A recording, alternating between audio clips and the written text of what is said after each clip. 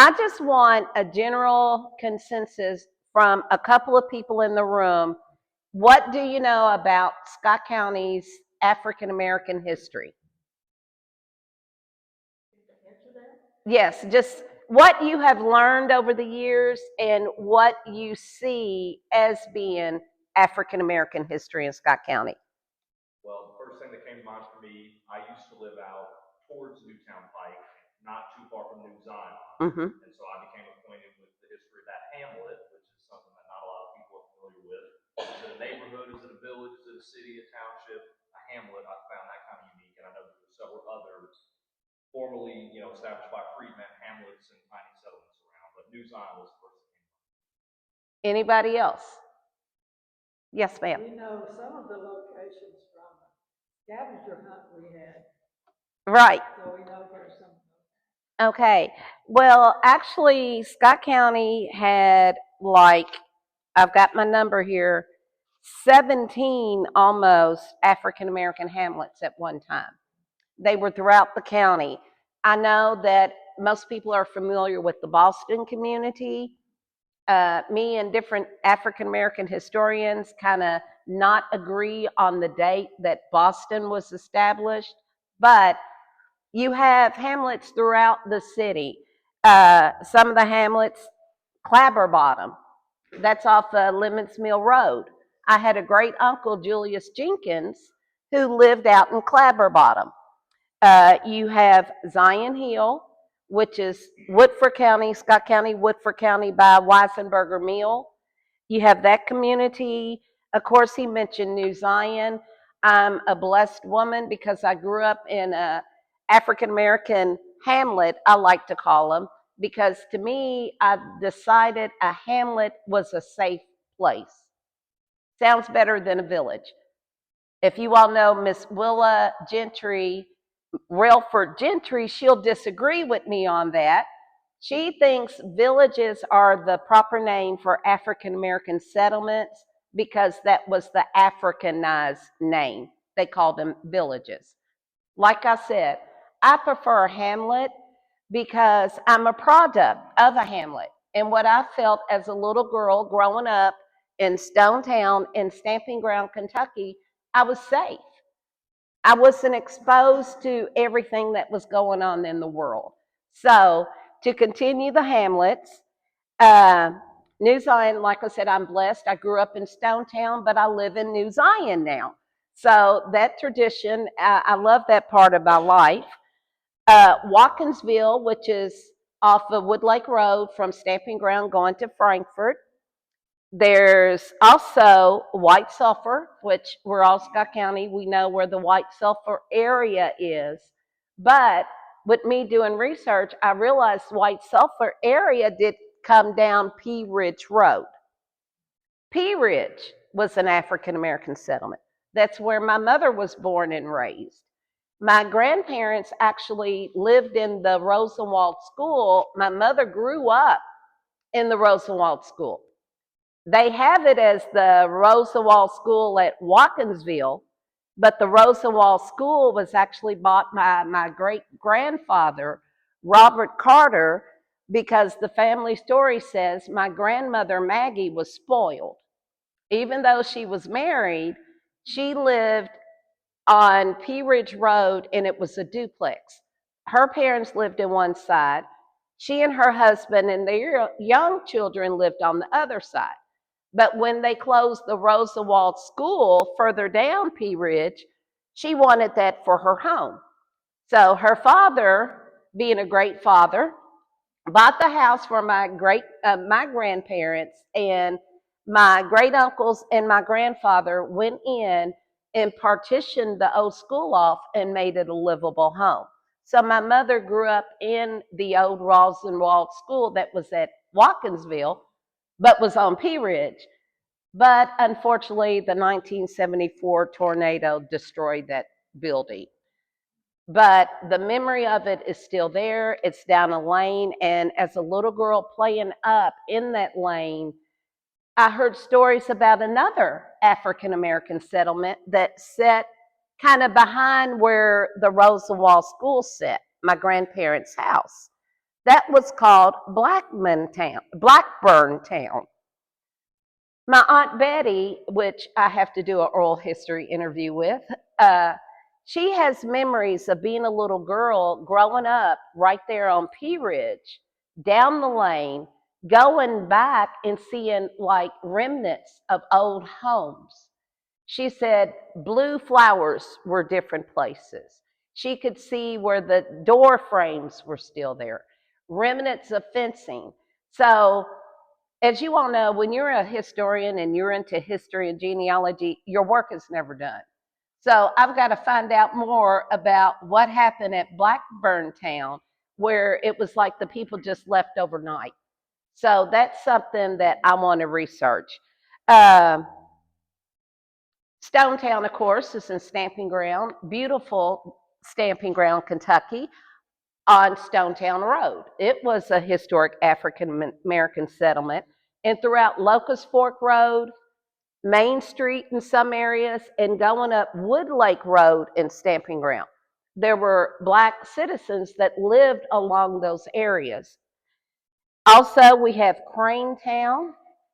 I found out my great grandmother was from Cranetown. I think that's out toward Dry Run, Dry Ridge, Dry Run Baptist Church and Dry Run Church up that area of the county. We have Boydstown. We had Cartertown, which I need to find out. Information's limited, but where there's a will, there's a way, and we know you can find one piece of information that will change the whole ball game when you're working with history. My grandmother's maiden name was Carter, so I'm like, ooh, of course the bells go off with me wanting to know the history of that. There was a huge African American population also at Gray Crossing. Sadieville, because we know Sadieville had a Rosenwald school. There was African American population in Sadieville. Hummingtown, which Dr. Apple, if you want to chime in with location of some of these places, chime in. And Flint Roy, which I figured was over on Flint Roy Street. That was African American settlement. Kellytown. And there was a Black town and a pension. So I don't know if that was like old U.S. colored troops that maybe all had received pension and moved there, but my work is not finished yet. I still have a lot of work to do. And I mentioned the Rosenwald School at Watkinsville that was actually on Pea Ridge. There was a Rosenwald School in Sadieville.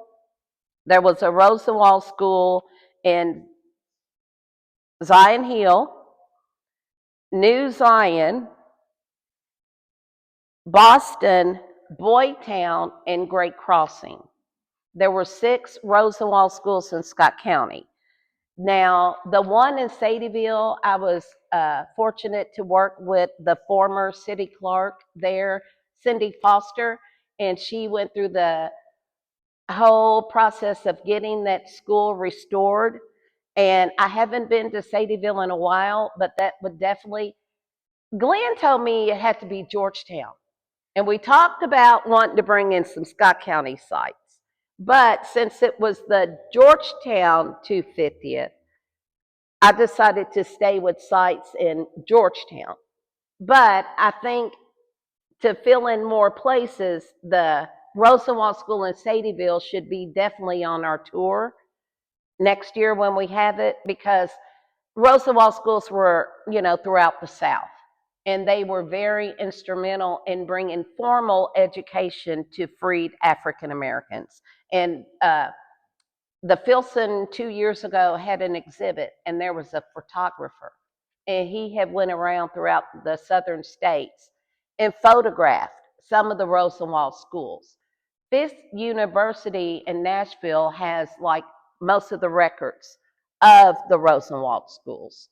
And it's very important because I'm going off topic a little bit. I'm on the Nicodemus, Kansas Historical Society. We have a quarterly newsletter. My assignment for this quarter's article was to write on early education in Scott County. Where do you go? Dr. Apple, Ann Bevins, Rick Johnston wrote a book. Well, several, but they talked about the Rosenwald schools, of course, the Boston School, which is the Chambers Avenue School, which started out as a school by the Freedmen's Bureau. It was the American Missionary School, and it was a colored school that started in 1866. So my knowledge and knowing how on a plantation, which Kentucky doesn't like to use the word plantation, but on a farm that had slaves, it was really up to the slave owner or the slave owner's wife or someone in that family prior to the end of the Civil War and slaves being free, whether or not those slaves got educated. So that's why I'm like, that article is going to be a little hard for me to write because that's dependent upon what plantation and what slave owner decided. Well, yeah, I want my slaves to know to read. So that article got postponed because I have to do more research. But I always reference Dr. Apple's book because that's when I learned about the Freedman School and how the education process has changed. We know that Ed Davis still is in Boston, and we have the park, and we have the Ed Davis Learning Center.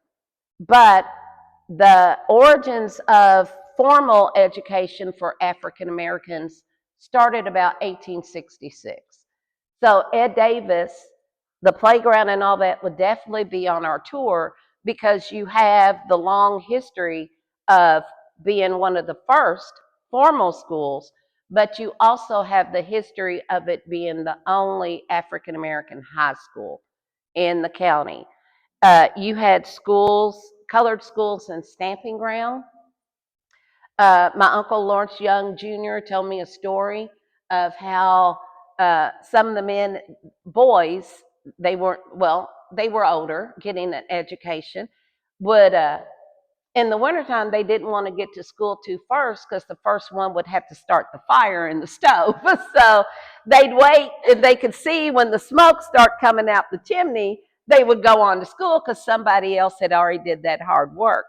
My mother, my grandmother on my mother's side, who was the Carter, her family was around White Sulphur. She attended an African American school, but it was over in the land in front of the old Watkinsville church. So we have these remnants of places that are far gone, but they mean so much to society, not just African American society. Any educator, would have an interest in the early schools of the county. The school at Stamping Ground was on Locust Fork Road. That's the one my uncle slept in to wait till he saw the smoke coming out the chimney. As a young girl growing up, I remember that house is where the Crittenden family lived, but it was the old school. And I do have a picture of some of the adults in that old school during that time. And we talked about the Boston School. The beautiful thing about Scott County is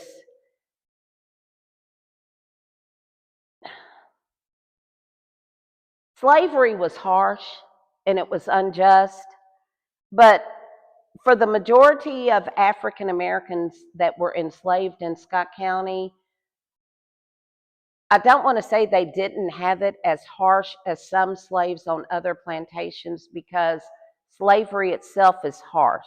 There were slaves murdered here like anywhere else, but the slaves in our county were more skilled slaves as opposed to some other slaves in southern states. Now, the skill level really was what was needed. We earlier before the meeting, we had talked about Monk Estill, who's the famous African American explorer that led people through the Yeah, Cumberland Gap and Mammoth Cave. Yes, and that was in the paper. But Monk Estill was one of the first men, white or black, that could make gunpowder in the state of Kentucky. And he was early with some of the early explorers leading the way and coming through. And part of my Nicodemus committee has found evidence, because they're descendants of his, that during the colonial time, he was really the one in Kentucky that was making the gunpowder. So he came through Scott County. He's left descendants that lived in Scott County. Also, with that, I want to talk about the churches. My church, which is no longer open, unfortunately, we had to close it due to a lot of our members passing away, was First Baptist Church's stamping ground. First Baptist Church stamping ground was organized in 1855 as a part of the famous traveling church with the Craigs and the Threckles and all those wonderful people who came from Virginia to seek the religious freedom in the late 1700s. They brought their slaves with them. The slaves in Stamping Ground were members of the Stamping Ground Baptist Church when good old Elijah Craig founded it there in Stamping Ground. It was the first pastor. Then, like I said, in 1855, we were given permission to have our own separate worship services. That rings so hard with me because I grew up in that church. And when I got older, being the church clerk, I read that church history every year at church anniversary. But to put it in perspective, before the end of slavery, Black people were able to have their own churches in Scott County, in Stamping Ground. Georgetown, First Baptist Georgetown is also an early African American church. Pete Vinegar, well-known early Baptist African American preacher, was part of the people that came with the traveling church. So that's how early the roots of the African Americans come, because Monk Estill's with the first explorers. You have the slaves that come with the people of Virginia with the famous traveling church. There were freed Black people in Scott County early. Most of them lived along Water Street because the livery stables and the businesses and the shops, wagon places, they were doing the wagon wheels and different things. They occupied a lot of Water Street in downtown. And another church is Zion Baptist. Is not as early as First Baptist. You have Mount Olive in Georgetown that has a long history. Zion Hill, the hamlets had their own churches. There's a wonderful church. It's newer, but if you're talking about the older churches that aren't moved, First Baptist is not on Jefferson Street when they founded it. They're up here on 25. Zion Baptist is still on Mulberry. Mount Olive is still over there on Chambers Avenue. I belong to Wayman Chapel AME now. I grew up a Baptist my whole life. Joined AME Church when our church closed because we had to close it. I don't see a difference. The same songs we sung at First Baptist Stamping Ground are the same songs we sing over here at Wayman Chapel AME. But the AME Church in itself is quite historic. It's one of the earliest African American organized religions in the nation. Wesley Chapel is right behind us. That's an old church. But the Christian church that used to be active on Chambers Avenue, you have Mount Olive right there at Chambers and Bourbon. You go up a little bit, you have the Christian church, and then you go up a little bit further, you have Wayman Chapel, AME. So we know religion is a big part of our county's existence, but it's also, like I said, white, Black, whatever. It's also a big part of the African American experience in Scott County.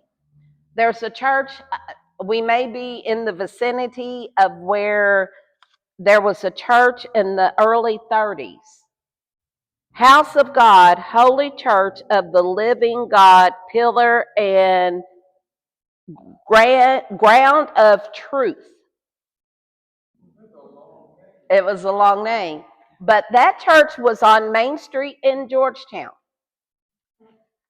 I would love to know where it is because Stamping Ground has a famous worldwide bishop that grew that church into a worldwide organization. Bishop Simon P. Rawlings. He was born in Stamping Ground, and I don't have the year, but Simon P. Rawlings came to church at, I'm going to refer to it as Mother Fane's church instead of the big long name. One night, a friend of his from Lexington suggested they visit Mother Fane's church here on Main Street in Georgetown. The friend was Marvin Gaye Sr., the father of the infamous singer Marvin Gaye Jr., whose father shot the son, but we won't go into that here. But Simon P. Rawlings came to Mother Fane's church here in Georgetown, and it touched him. He became baptized, he joined, she had a daughter around his age, they got married. He became the second in charge of the church. Eventually, he took over the church. She died, he remarried. They went to different places. He came back in Lexington, in the big white building on Georgetown Street in Lexington, the House of God. That's part of Simon P. Rawlings' empire of churches. That's like the headquarters for the world of his churches. He went throughout the United States and built the Church of God, House of God.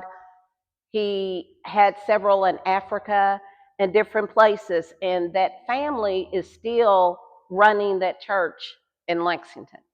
But Bishop Simon P. Rawlings was from Stamping Ground, Kentucky, and founded churches worldwide.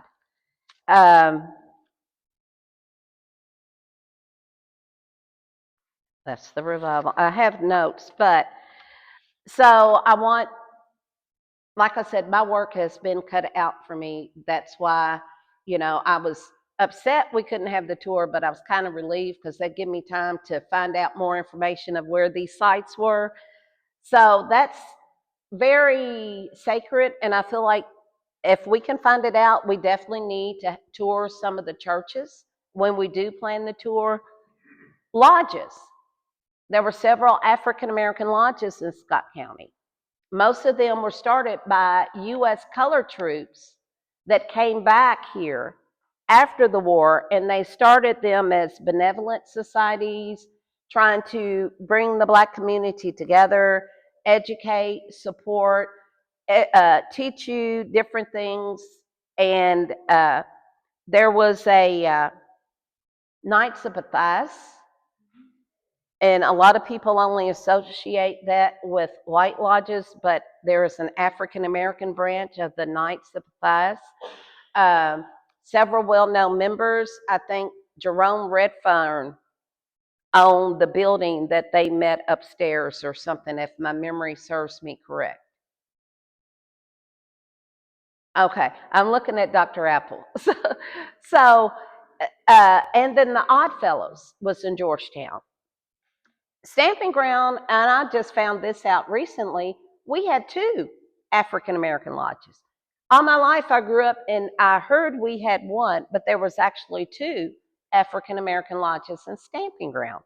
And with the lodges, the one in Stamping Ground that I know definitely existed for years, I do have some of their old programs with some of the names of the people and what they did. And I mean, they were full-fledged lodges. They did the formal dress, they did the programs, the outreach, and it was just amazing to me that history omits different things. And I think that on this journey that I'm going through for a reason, I feel like God put me here to do this, not to work with children as I do and have been doing for almost 20 some years.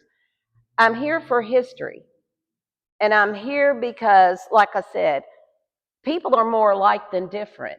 So if we have a chance to learn different people's history, that helps us as people today, living in a world where we live together, to learn more about each other. The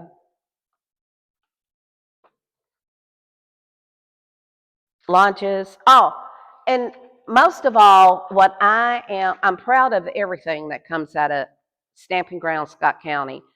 I'm most proud of the U.S. colored troops that served in the Civil War.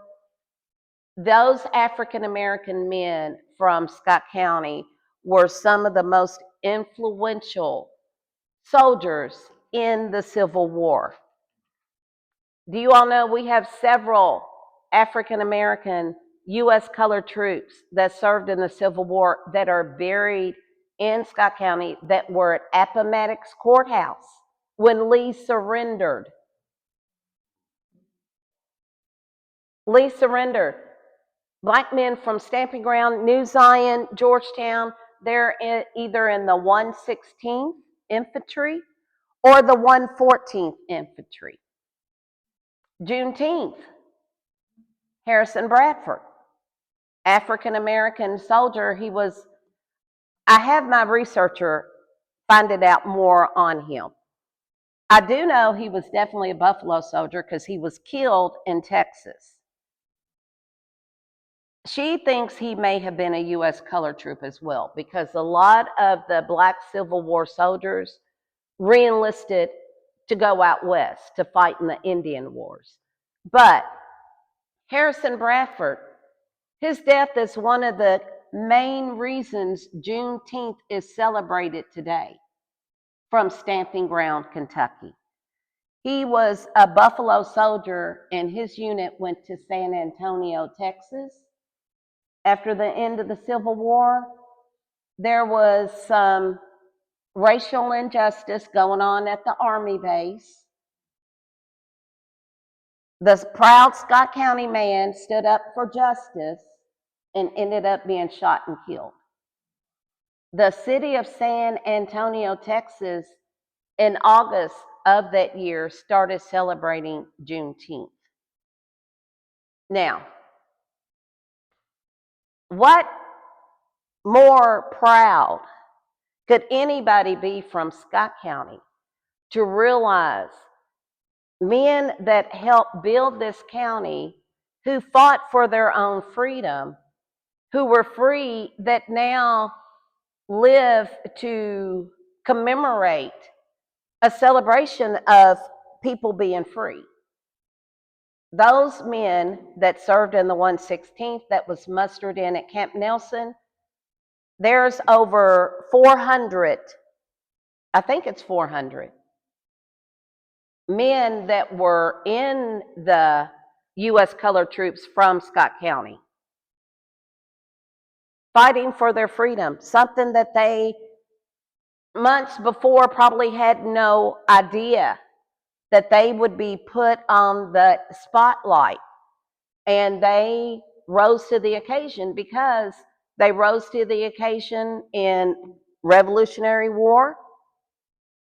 I have a researcher in Atlanta that's tying a lot of the Cour d'Afrique to Royal Springs, Valley Forge, different battles.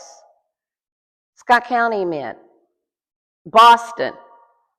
Terry Thomas and I may disagree, but we'll agree to disagree. My friend in Atlanta with her doctorate degree and her 2 master's degree says that a lot of the men that fought with,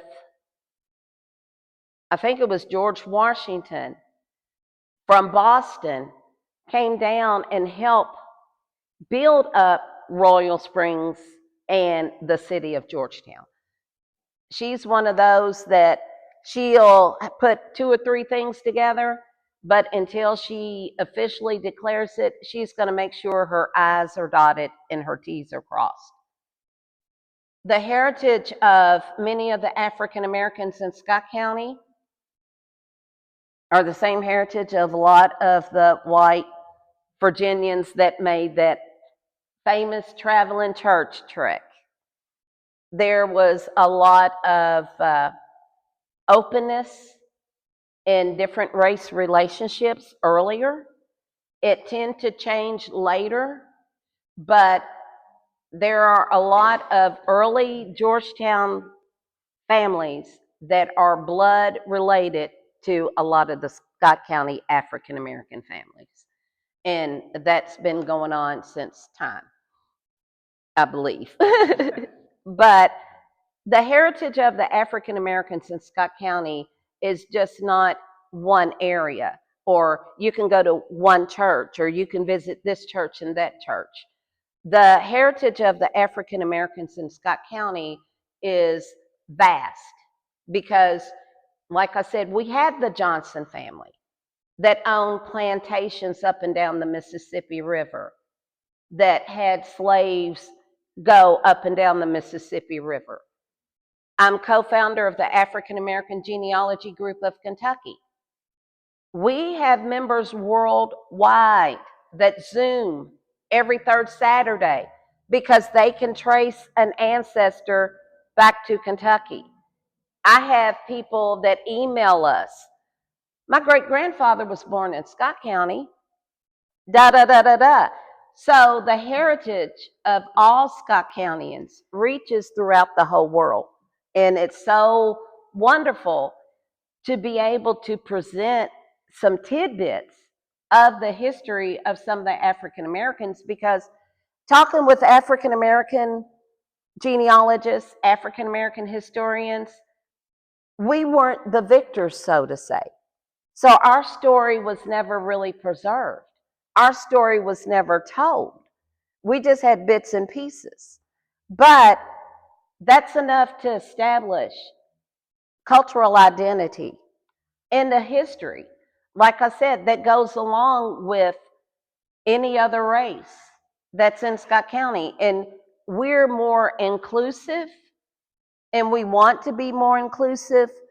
That's why I felt like it, I feel like I have to educate, but also present, because a lot of the history is not known. And, if you're a genealogist and you're doing history and you're taught history in a history book and you don't see another culture's history, you're not going to learn about that culture.